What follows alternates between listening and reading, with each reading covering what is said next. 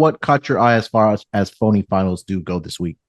Very few. I'm going to go with three games. I'm curious to see what your thoughts were. Sure. I thought that the Pittsburgh Las Vegas game blowout on the scoreboard. I thought Vegas did some pretty good things. 0-3 in turnovers. So yeah, Pittsburgh should have won, but I thought by 7, not by the margin. And if you look in terms of the first downs are almost equal, the yardage almost equal. So a little misleading there.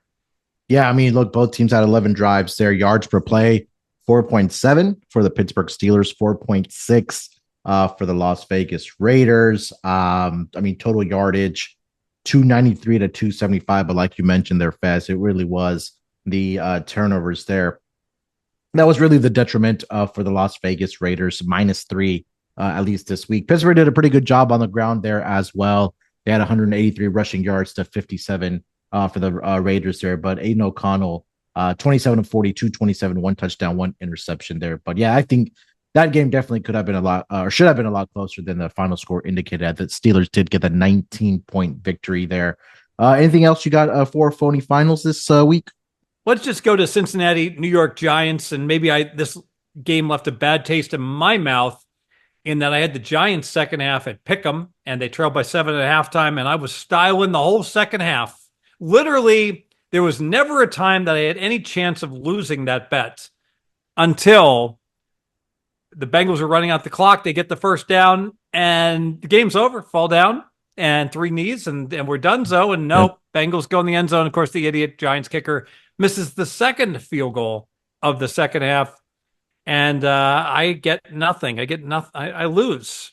Yeah, Chase Brown had that. I'm sorry, Chase Brown had that opportunity, like you mentioned, to just after he got the first down to kneel down. We've seen that multiple times from these running backs to run out the clock, but he decides to run it into the end zone. Any other phony final scores that stuck out to you?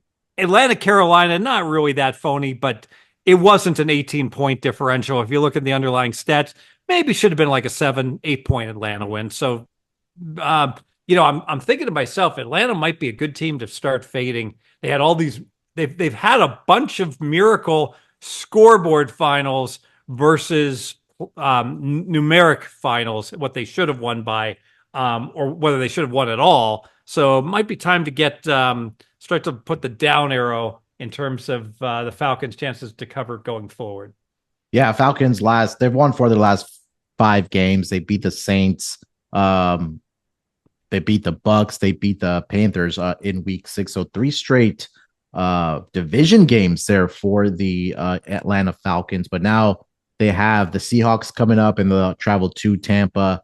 They'll host the Dallas Cowboys, and then they have the Saints and the Broncos back to back on the road there.